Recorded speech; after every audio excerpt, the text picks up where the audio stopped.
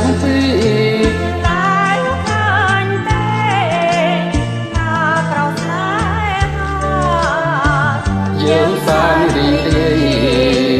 ទាំងពីរអាត្មាគ្មានព្រួយចិន្តាពីរឿងអ្វីឡើយអូ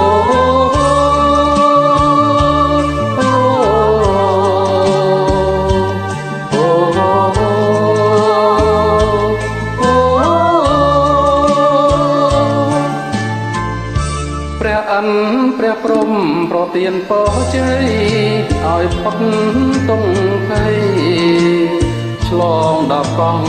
ក្រោយសូមអ្នកអ្នកធ្វើកុំបីប្រមើមានតែឡងខាងសូមជួយមេត្តាទីណាមានអូនទីនោះមានបងណាក់ថ្លមត្រកងលើអាកាសាអូបរស័ព្ទឆ្លងកាប់កាយាមិនស្មានឡើយណាថានឹងបានយកអូ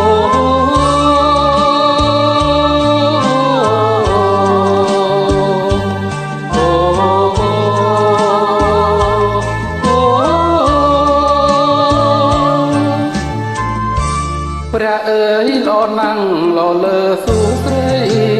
លឹកក្លៀងស្មារតីព្រួងឆោមនេះមកតាំងពីកើតមកមិនដែលបានយល់ក្នុងលោកសកលដកទឹមពុំបាន